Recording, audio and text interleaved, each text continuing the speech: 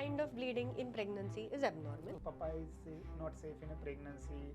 Pineapple is not safe in a pregnancy. Medicines that we can give in pregnancy are very restricted. It's not that you have miscarried, but your body is threatening to miscarry. They have to take care of whatever they Correct. do in an extra cautious way.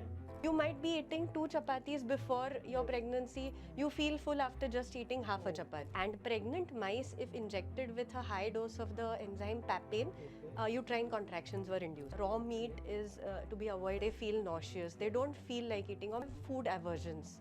Their appetite decreases. Anti-D injection should be offered to the woman even after a miscarriage, even after an abortion. So maybe something like South Indian food, which you know they can't prepare your dosa yesterday and give it to you today.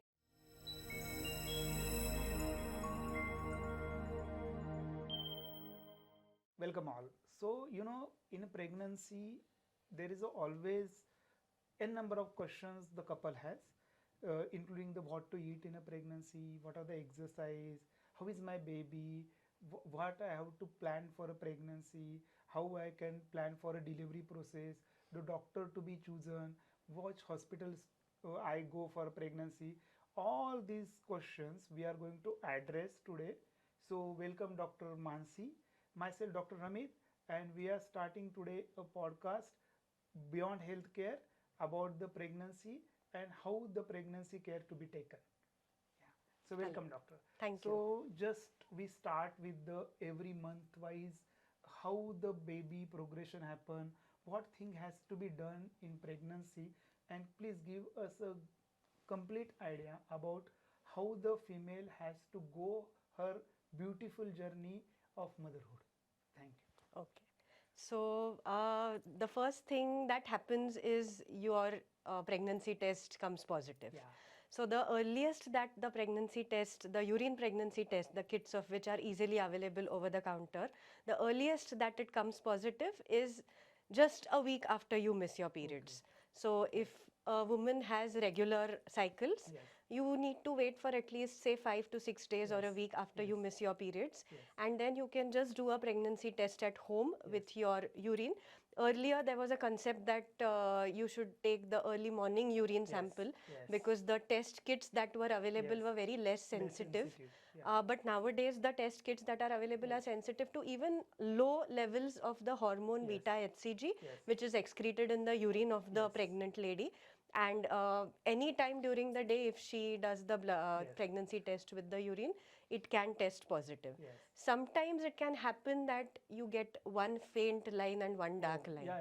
So Sometimes it do happen. yes, so we call it a faint positive Yes. UPT, and you might need to visit your doctor to confirm the pregnancy by a blood test Yes. that your doctor might prescribe at that Yes. time. Yes. So that is the earliest that you diagnose a pregnancy, and after that all the care that needs to be taken, you need to think about it, and you need Yes. to really start planning. Correct. And you need to visit your doctor for the further guidance. So how I can choose my doctor?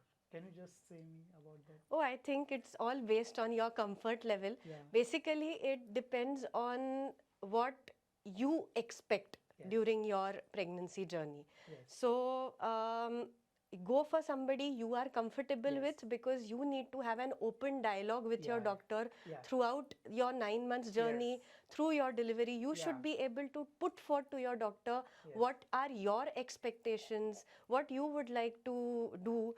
There should be open communication. There shouldn't be an enforcement about what needs to be done, but at the same time your doctor also needs to be firm about what is essentially which is non-negotiable, and where you can maybe take a few you can go here and there. So it is a doctor whom you are with comfortable more to talk with. Yes. It is a doctor who is very nearby to you and accessible to you for any emergency and purposes for you.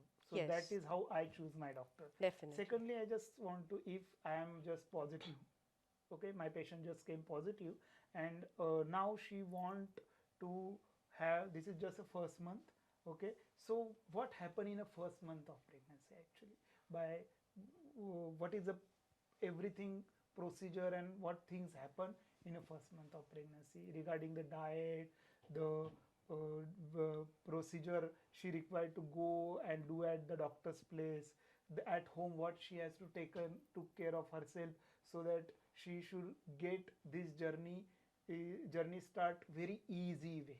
Okay.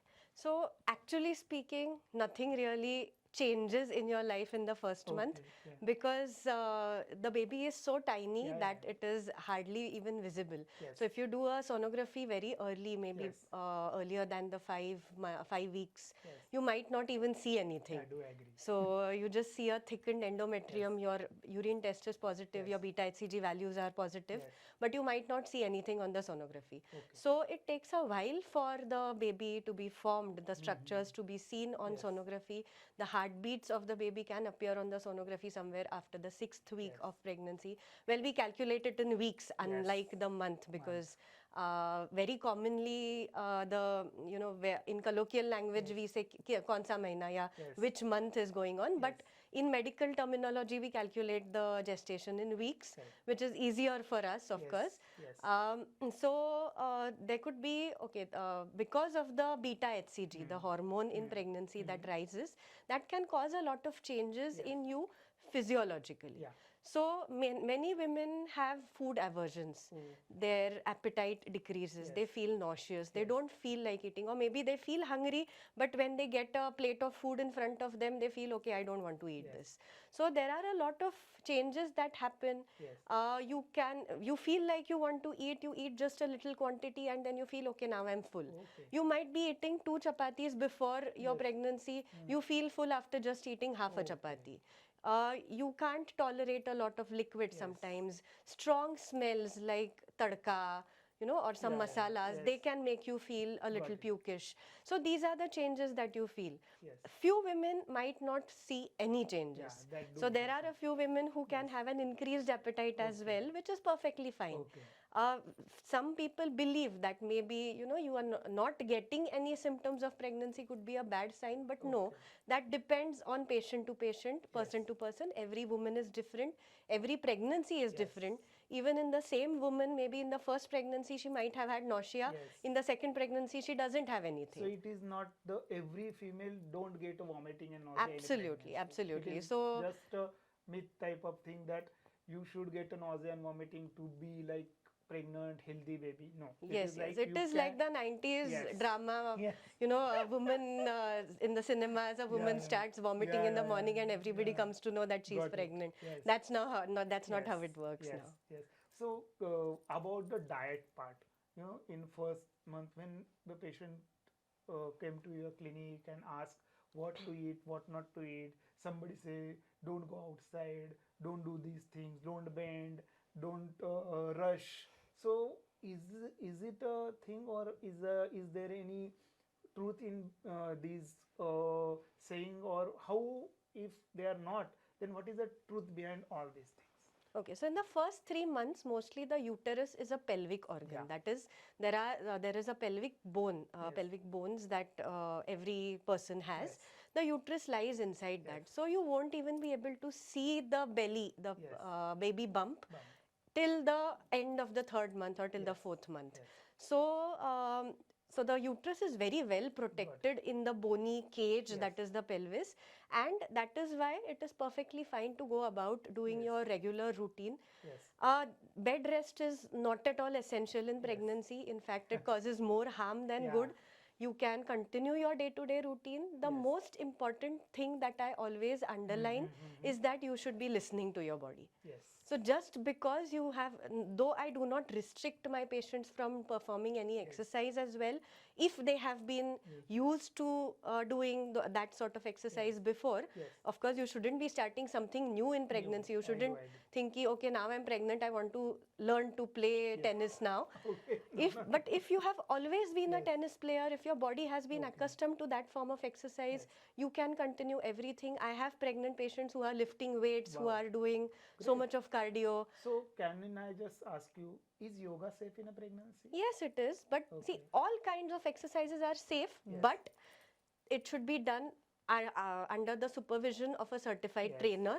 Secondly, you should receive a go-ahead from your doctor to do it, because there are certain conditions in which we restrict activities.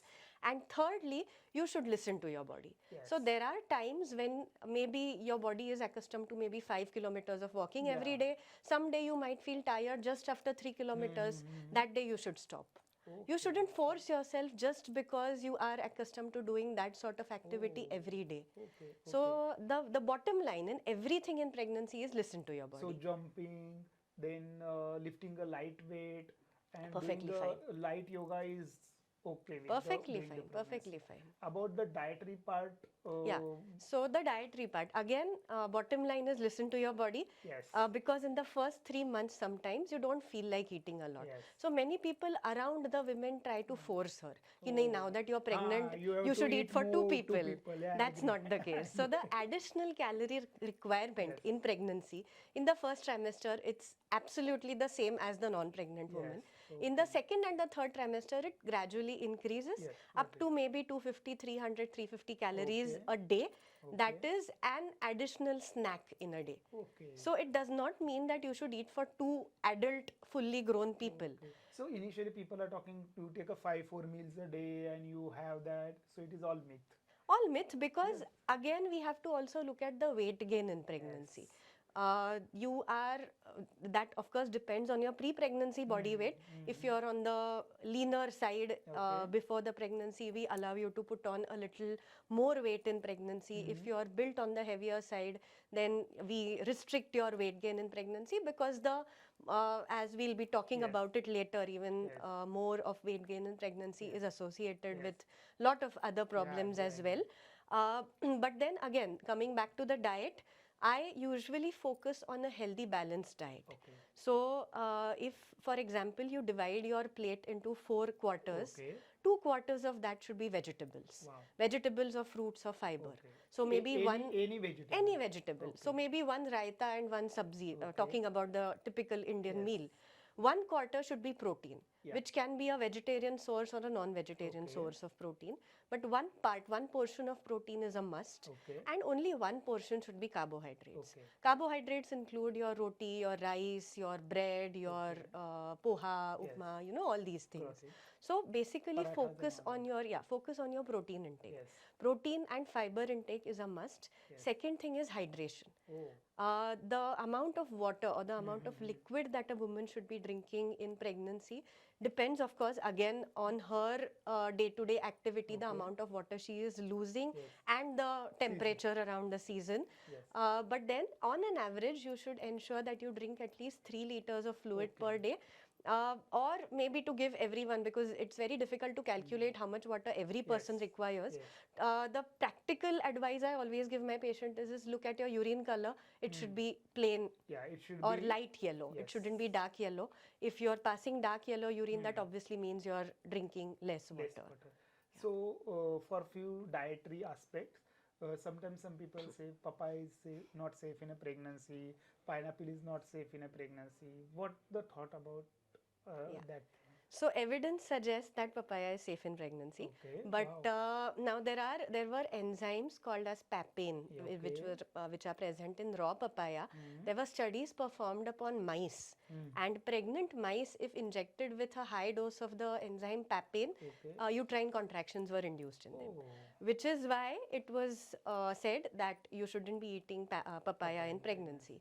Now the amount of papain to be given or to cause uterine contractions in a fully grown adult woman entails eating maybe a couple of whole raw papayas every day. Nobody eats that. So maybe an occasional bowl of papaya, ripe papaya is fine. Maybe you can avoid cuisines like maybe Thai food in which there are a lot of raw papaya salads. You can try and avoid that, even though maybe if you eat a little bit by mistake, it is not going to cause you any harm. If you like papaya, if it is a seasonal fruit, of course you can eat it. What I always focus is in eating seasonal, regional. Yes. Don't try to eat watermelon in December, because that's not the season. I do. Yeah. So it's okay to eat papaya once in a while. Even pineapple, the same holds true for it. It's okay to eat it. That will not cause you to have an abortion. That is a myth. Yes. second important thing is similarly you say Thai food. I come up to Chinese food. Nowadays there are a number of Chinese restaurants and people used to go to these restaurants and have the food. Is it safe to have a Chinese food in pregnancy? Well, not just about Chinese, I would say all cuisines are okay to have, but there are certain things that you should ensure. One is that I always say avoid eating a lot of raw food outside because you do not know how well it is washed. So I always, because a lot of women get, cravings for chaat and pani puri. So I tell them you make it at home because you don't know what kind of water is used. There are waterborne illnesses. Not that it will cause abortions or miscarriages, but the medicines that we can give in pregnancy are very restricted. We need to give something that is also safe for the baby. So if you fall ill because of whatever reason, we are not able to treat you to the extent that we would be able to treat you when you were not pregnant. So I always focus on not eating raw food. Eat something at a good place of which you are certain of the hygiene. Eat something that is fresh, hot. So maybe something like South Indian food, which you know they can't prepare your dosa yesterday and give it to you today. They have to make it fresh for you. So that's okay because everybody gets bored of eating the same home cooked meals every day. Even I know that because we know that. I know you are. By the way, you are one of the great food critics in our region, and you write very beautiful blogs on Thank food. you so That's why I much. want you to come on a stage and give more details on a food. So, secondly, actually pregnancy is immunocompromised state. It's Right, always right. say we pregnant women have a more susceptibility to get a infection than a other population or other Absolutely. people in a home. So that is one of the reason might be they have to take care of whatever they do Correct. in a extra cautious way in their whole 9-month journey. Correct. Am I right? Also, a lot of additional food colors and preservatives. That so rather than having bottled juice or or all the other packaged juices, I always focus on asking them to either have fresh juice or I would say eat the fruit because you also get the fiber along with that. That helps with your digestion. Got it. So that's a better thing to do rather than having packaged juices. Can you just tell me what averagely a healthy,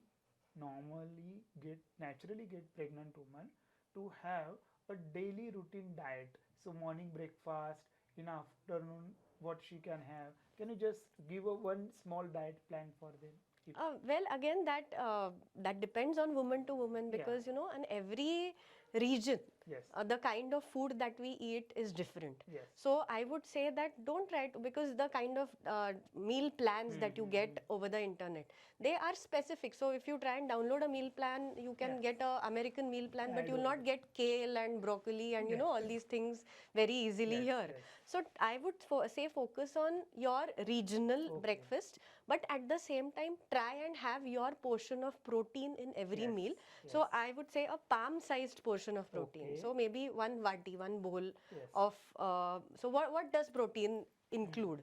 In vegetarian protein sources, you can have paneer, you can have sprouts, you can have dals, you can have tofu, soya bean, chana or rajma, all these things.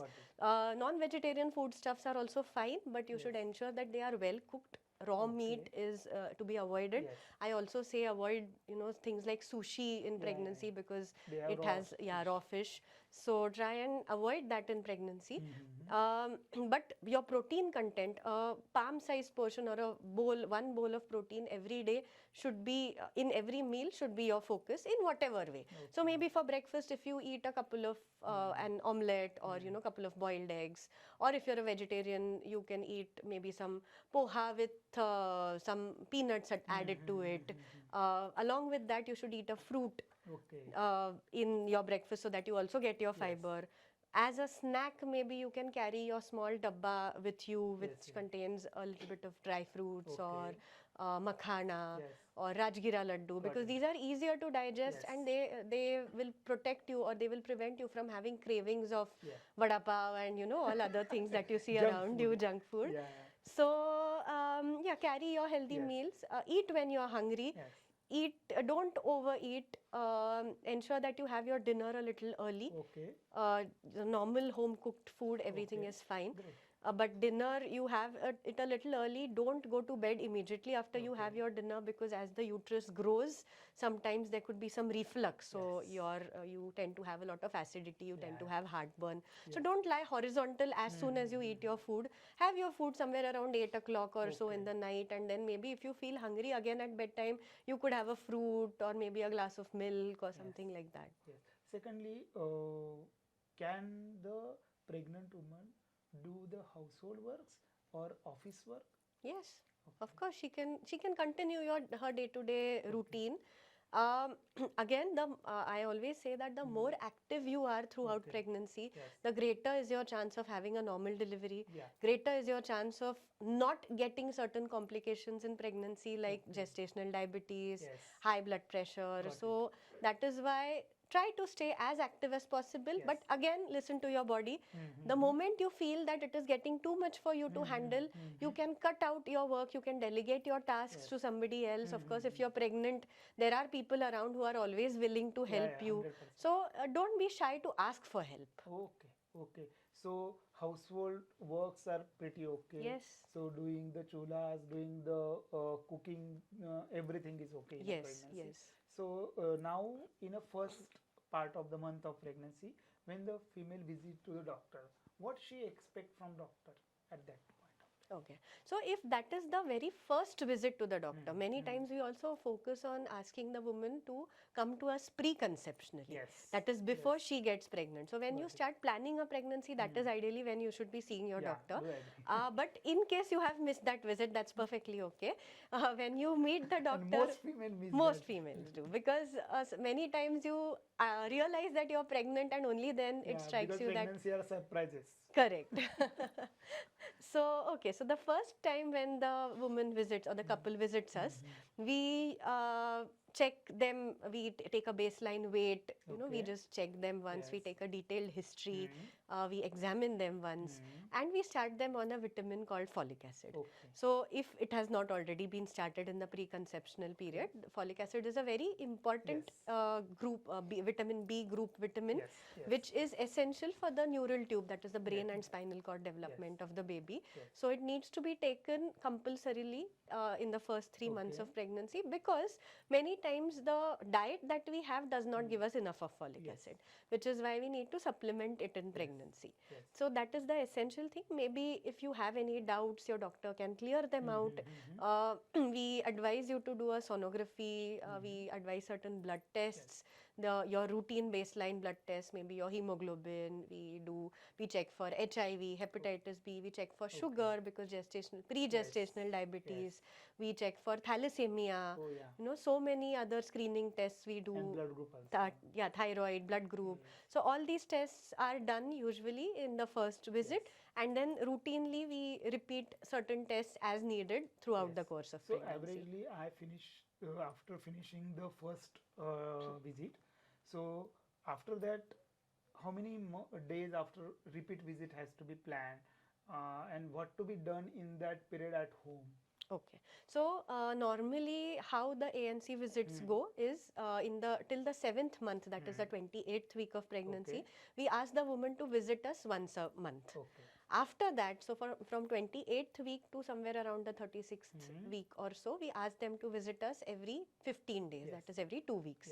And after that, after the 37th week, we ask them to visit us every week till the delivery. So also the sonographies that are done, usually we do around 5 sonographies. So the first one we do as a dating scan in around 6.5 to 7 weeks of pregnancy. After that, there's a scan done at the 3rd month, which is called the NT scan, where we also do a blood test to check for Down syndrome or certain other genetic issues. Then we do the 3rd scan around the 5th month of pregnancy, which is called the anomaly scan, because by this time all the structures of the baby have developed, and it is very easy to have a look at whether there are any anomalies in the baby, congenital anomalies, based on which we can take a decision about how to counsel the patient. After that, we have a growth scan, couple of growth scans, one around the 7th month, and then one close to delivery, because that will give us an idea of the weight of the baby, the position of the baby, the water level, the blood flow, so all these things. So after a month, I got my patient's blood report done, everything, we have everything done. So in a second month, when the patient again come for the visit to the doctor, do she has to go again all the blood tests? No, What no, is no, no. routinely done that? No, she doesn't have to do the blood tests Okay. again.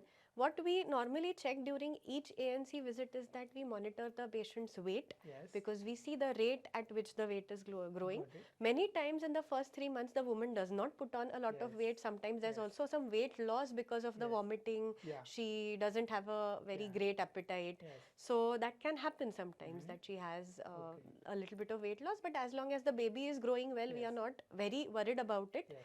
After that, normally after the third month, the woman starts gaining more weight. Yes. Yeah, then we also check for her blood pressure. Yes.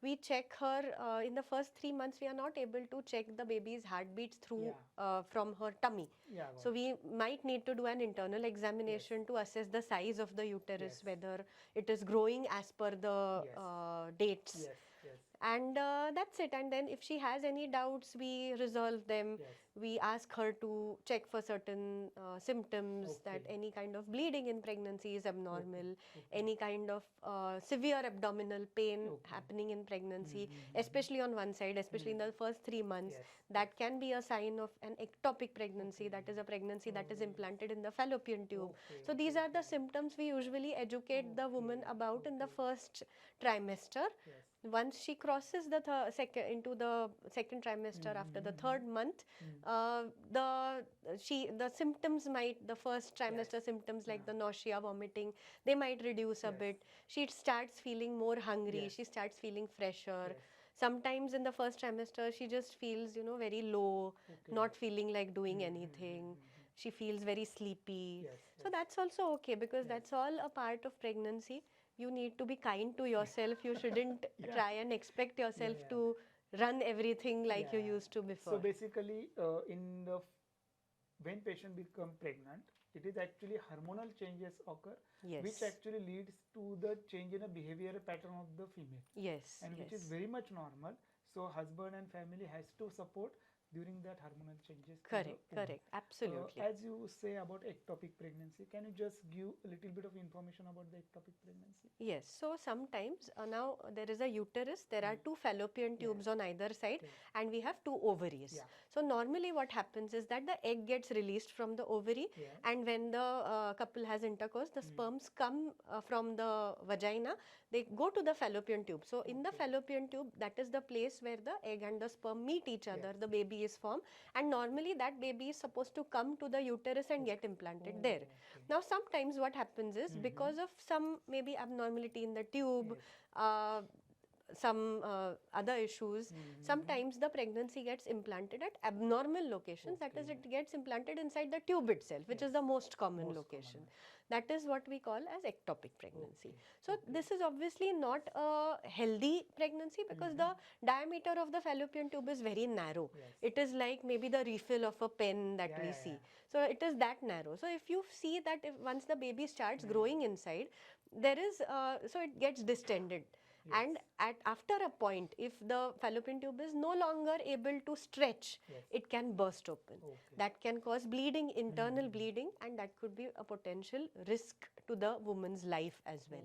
So we have seen so many women who have come in a state of collapse because of undiagnosed ectopic pregnancy. So basically, ectopic pregnancy is as you suggested rightly, it is a life-threatening condition Correct. for a woman. Yes. So can you just elaborate a little bit on a treatment part, if possible? So if the treatment again is medical or surgical, that depends upon when it is diagnosed. There are a lot of criteria: the location of the ectopic pregnancy, the time or the growth or the size of the on the sonography that is seen, whether the baby is a live baby or it's just an early pregnancy. If it is diagnosed a little earlier, then we can try managing it medically. There are certain injections that are available, which are mostly anti-cancer medicines, which kill the rapidly dividing cells. So the baby, the fetus or the pregnancy cells are also rapidly dividing cells. So that is what the growth of which is stopped by these injections. We will have to monitor whether the injection is working or not. If it doesn't work or any time the pregnancy ruptures, there's any emergency, we have to go in for a surgery. Surgery, if we can, if the woman is otherwise stable, she isn't completely collapsed, we usually prefer a laparoscopic surgery in which either, I do not honestly go for tubal conservative surgeries because I believe that the tube is not healthy and the recurrence of ectopic pregnancy can happen. So I prefer to remove off the fallopian tube completely.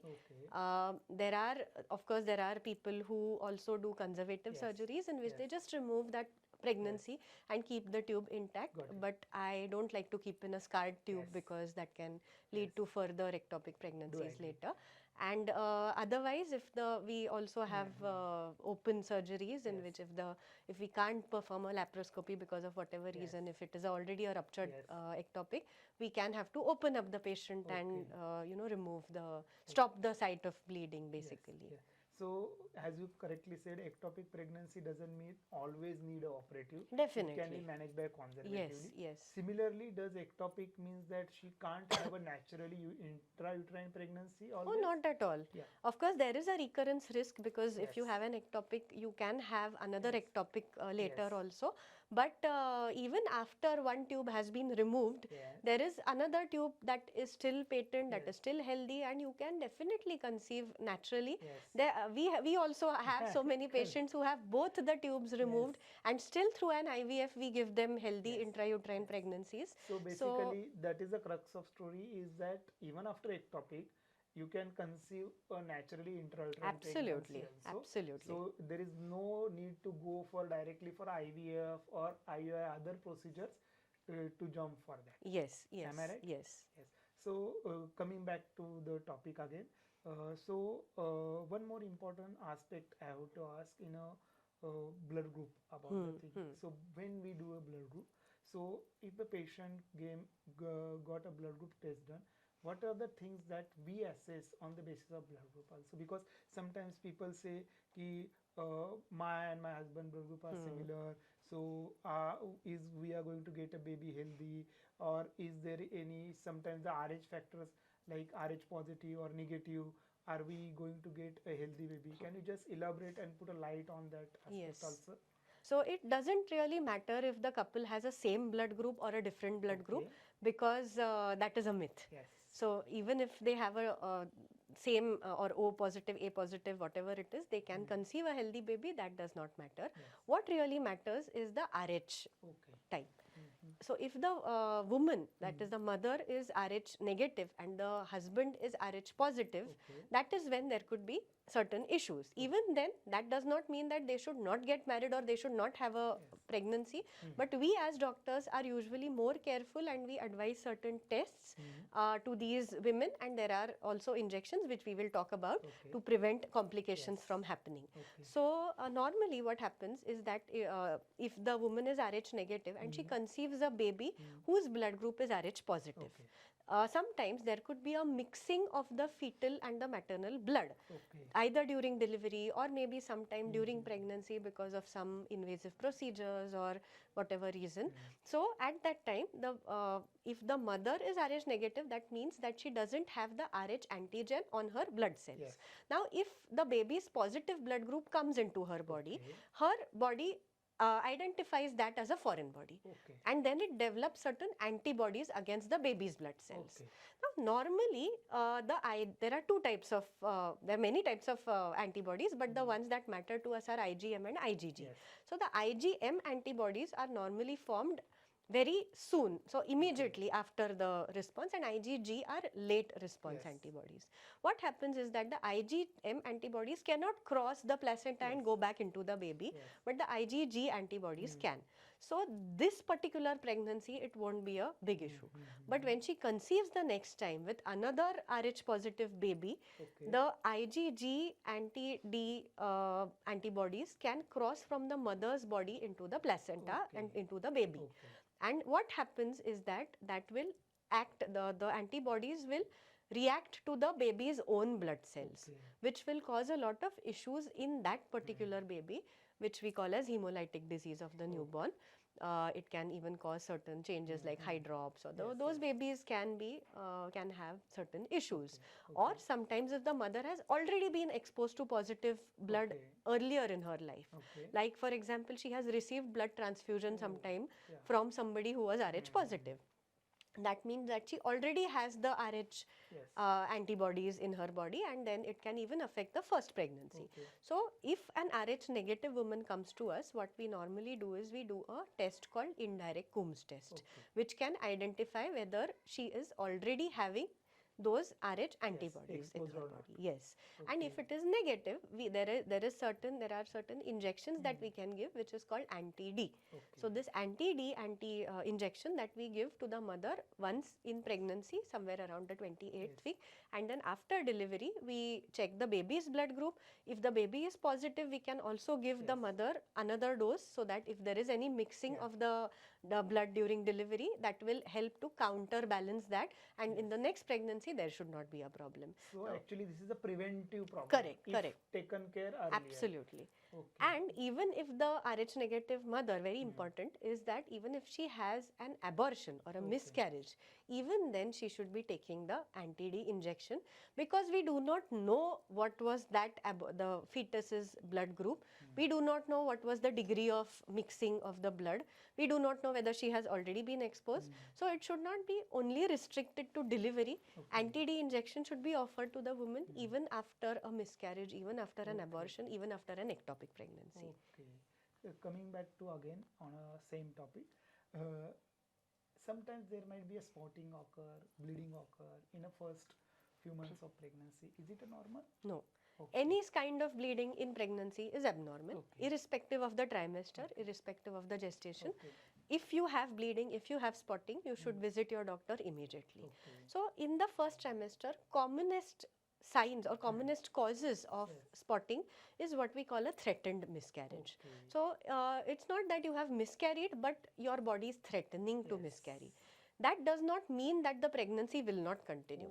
It's just a threatened miscarriage. That is, if you take the proper precautions, if you visit your doctor, it can be prevented, but sometimes it is not in your hands. That is what we have to remember. So there are patients who have had bleeding but who have continued pregnancy, healthy pregnancy for 9 months, but it is obviously a warning sign that maybe something is not going right. So sometimes if you have spotting, you can end up in a miscarriage, you can end up having an unhealthy baby. Maybe sometimes it's like survival of the fittest. Your uterus does not accept something that is not normal. Maybe the baby is abnormal, it has some genetic abnormality, maybe it's not healthy, which is why your body is trying to reject it. Sometimes there could be certain antibodies in the mother's body, which, because ultimately the baby is a foreign body. So the antibodies can act against the baby's blood cells and try to reject the baby, which can cause a miscarriage. Sometimes even an ectopic pregnancy could present with symptoms such as spotting. There is also another entity called molar pregnancy, which can also cause, which is also abnormal. We'll not get into the details of that right now. Actually, just I had one case of molar pregnancy. And it was a very different case where the patient has a continuous spotting and they failed to diagnose it. And then we got a diagnosis of molar pregnancy and we treat it. And the patient is healthy and she's a young female. So yeah, that is one of the reason I do. Correct. So spotting could have many reasons. Sometimes it could also be a local reason. It is not maybe inside the uterus. There could be some cervical polyp or something which is unrelated to the pregnancy. That could also cause spotting. But ideally, the bottom line is get checked by your doctor.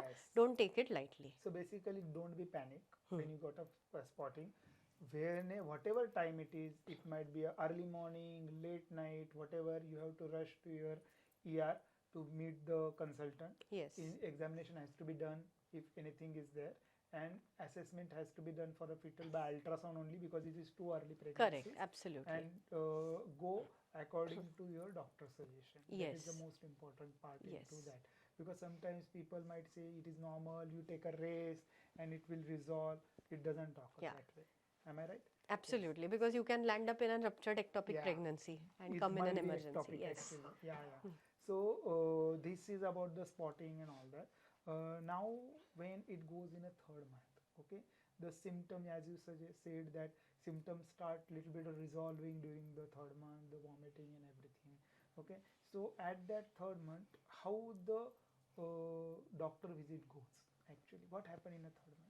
Okay, so around the 12 weeks of pregnancy, Yes. we usually also recommend a sonography to be done, which is called the NT scan, Yes. NT-NB scan, in which we check for the thickness of the nuchal fold. So basically, behind the baby's neck, Yes. there is a fold of which the thickness is seen. It is commonly increased in certain genetic issues such as Down syndrome or certain other genetic issues.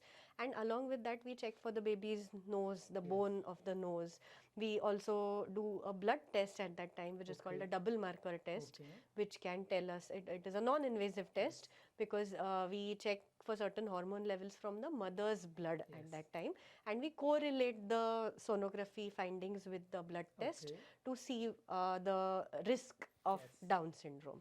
Now, there are multiple things which can give us the risk assessment, which is also the mother's age, the previous history of Down syndrome, whether the sonography findings, the blood test findings. If needed, we can go for more invasive testing or maybe NIPT, non-invasive perinatal testing. I think we So will be basically, it is like depend on the risk of mother. correct. We do the investigation. It is Yes. not all investigation done for all mothers. Correct, It is correct. depend on the how risky the pregnancy is, like high risk pregnancies. So we do the investigation. Yes, yes. Now after the third month, if everything comes normal, or the as you suggested, the NT scan is good and the double marker are okay, everything, then fourth month the female comes to you. What you assess again in that month, and what you expect at that month from the mother? Usually, women in the fourth month are the happiest. So they have very few symptoms. Their nausea, vomiting has reduced. They are now actually starting to enjoy the pregnancy. They are able to eat food. We usually ask them if they want to travel somewhere. The second trimester is the best time to travel. Ideally, even before it is okay to travel, but then if sometimes in certain, so if they have spotting or something, we usually ask them to take it easy in the first trimester. Second trimester is the best time to do everything they want. Wow. So they can do a photo shoot, Of whatever course, they want to do. but then by that time the baby bump isn't very visible. Now after the 12th week, gradually the uterus starts coming up. Initially, you see a pregnancy or the uterus in the lower part of your belly. As the baby grows, it grows upwards, and then you will be able to see the belly even in the upper part. Sometimes many women have some fat on the abdomen, which is mistaken for a pregnancy. It is very, I do not really agree with people commenting on a mother's, pregnant woman's belly size, and because it can be a little unnerving for the woman, especially if she is leaner, if she is not. So the size of your belly depends A on the gestational age, B it depends on your constitution, and C, it also depends on the position of the baby. So if the baby is maybe lying transversely, or maybe it won't it won't show that much. It also depends on the tone of the mother's abdominal wall. So in multis or in women who have a lax belly, you see a very huge, very lax abs, you can see a huge belly. But in women who have a toned abdominal contour, you don't see that much of a baby bump. And it is very inconsiderate of people to comment on such women that you're not even looking pregnant. That's not a nice thing to say. To the female who is actually pregnant. Of course, and that obviously makes her feel even more anxious. Because she feels that she is not doing enough for the baby. She feels that, okay, I'm not eating enough, something is going wrong, my baby is not growing well. So please, I would request all the women also that only listen to your doctor. Don't listen to the other people around you who are saying all these rubbish things. So after 4 months, okay, as you say, she's happy, she's relaxed, she's actually enjoying the pregnancy. So now she come in a 5th month of pregnancy. at the 5th month of pregnancy, what happened in the 5th month actually? Yeah, so there is a very important scan that we do Yes. in the 5th month, which is called the anomaly scan. Yes. Because by this time now, also there is a rule or law in India, the MTP Act, in which if there is an anomaly in the baby, we can terminate the pregnancy. Yes. Initially it was 20 weeks, but now it has increased up to 24 weeks. But ideally, if at all we need to terminate, we do it the earlier the better. Yes. So that is why we do this anomaly scan somewhere around the 5th month, so 19-20 weeks of pregnancy, which is when the baby structures are big enough to be visualized. Okay. If we do it too early, the baby is so small that we are not able to see anything on the sonography. But by this time, we are able to see all the structures, the heart, the kidneys, you know, everything, whether everything is growing well. Yes. And if there is any issue, we are able to take a call. Now, anomalies can be of different types. There could be non-lethal anomalies, like for example, if your baby has a sixth finger, that is perfectly fine. That is not going to cause any issue to the baby in his day-to-day life. But if there is a major cardiac anomaly, maybe tetralogy of Fallot, so many anomalies which could render the baby to be unfit for life. That is when we need to take the decision. There are fetal medicine experts, of course, to help us in this time. But that is the most important time that we need to do this. Also, one more thing we also want to mention is that around this time we also give the TT injection to the pregnant woman. So first injection come around? Yeah, so it depends, 4th to 5th month. If they have some injury or something, we can even give it earlier. But tetanus injection, we normally give TTD-VAC in the first 5 months. And then later on, somewhere around the 28th week, we give the TDAP injection also. So about same, can you little explain about the vaccinations which happen in a pregnancy? Yes. How many vaccines to be taken? Because you know nowadays they are coming with the new vaccines. Then what are the implications and what time exactly it is to be taken? Can you just explain a little bit on that? Yeah. So we normally give 2 doses of tetanus vaccines. One we give somewhere around the 4th or 5th month, and a month later or 4 weeks later than that. Around the 28th week, 28 to 32 weeks, we prefer to give the second dose. Nowadays, the guidelines say that in the second dose, we give only, rather than giving a plain TT injection, we give an injection called TDAP that contains tetanus, diphtheria and pertussis. So all 3 are covered, which also provide immunization to the baby till the baby gets their own. So throughout pregnancy, pregnancy and delivery, that can be covered. And second thing, we also recommend the flu vaccine, influenza vaccine. That is also given around the same time, 24-26 weeks of pregnancy. We can even give it later. But especially in the flu season, nowadays the guidelines say that you can give it any time throughout pregnancy. So it is actually winter season or rainy season, you can just give the flu shots. Second, one important more things I have to ask about the 5 months, where the are there any blood tests needed to be done in a 5 months, or everything is? If needed, because usually we, if the patient is on any thyroid medication, we usually check once, maybe also around the 3rd month and then again around the 5th month if needed. Otherwise, if needed, if you need to do the quadruple test, if the double marker has shown something, or if the woman is a little older in age, if you need to do a quadruple test, that is what we usually do around the 4th to 5th month. But otherwise, normally we don't do a lot of blood tests around this time. We then repeated if you're talking about the OGCT, we do that a little later, maybe around the 24th to 28th week, because India is a country, we also do it in the first trimester once, which we did not mention. But India is a country with a high prevalence of gestational diabetes. So after 3rd month, what happened to the doctor's visit as a medication point of thing, blood test point of thing? Can you just tell us? Yeah, so we usually supplement the woman with iron and calcium supplements after the 2nd trimester, because that is when she is able to tolerate, she is able to hold in the iron supplements.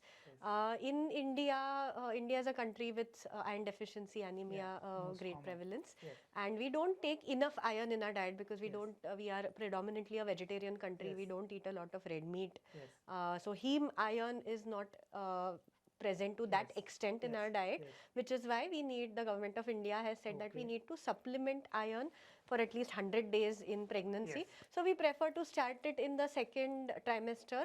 So after the 12th week, once she's able to eat Yes. well, we start with iron supplementation. We also give calcium along with that, and we continue it till delivery. After delivery also we need to continue the iron and calcium supplementations for a while. Yes, yes. And about the, India is a diabetic country. We are a Yes. peak on diabetes. So, is there anything what can be done for a pregnant woman to prevent from diabetes? Is there any screening test are there available to understand is the pregnant woman is to going to get a diabetes, because there is one entity called a gestational diabetes. So, what is your thought process about that? Yes, so it is a very, very important test that we perform at least twice, maybe thrice also in the pregnancy. One in the first trimester as soon as the pregnancy is diagnosed, one around 24 to 28 weeks, and then again maybe in the third Can you trimester. just tell us how the So test is yes, so what we do is now we follow the DIPSI guidelines, which are more for the Indian population. 75 grams of oral glucose is given to the woman, and 2 hours later we check her sugar levels, and we find out that how it is. So normally in pregnancy the cutoffs for the normal sugar levels are lower than the non-pregnant population. So we take a fasting sugar of less than 90 to be normal. PP sugar should be less than 120. 120 to 140 we take as GGI, that is gestational glucose intolerance, and more than 140 we take as gestational diabetes. So that is why we need to do this test. It is very essential, and we recommend it to all pregnant women. Yes. So basically, OGCT, as doctor suggested, is very important test, and it is a screening test. And if the screening come positive, depend on the severity of the sugar levels, it can be managed with the diet, and it can be managed with the medicines. Yes. Okay. It is very important in aspect of outcome of a mother and child. Absolutely. Yes. So thank you, doctor. You have given us a very brief and detailed about first 5 month journey of a mother, and this is very beautiful journey, because there is a saying that pregnancy is not a disease. You should not be panic. It is a natural process and normal part of your life journey. Absolutely. Yes. Thank you, Very doctor. well. Thank you.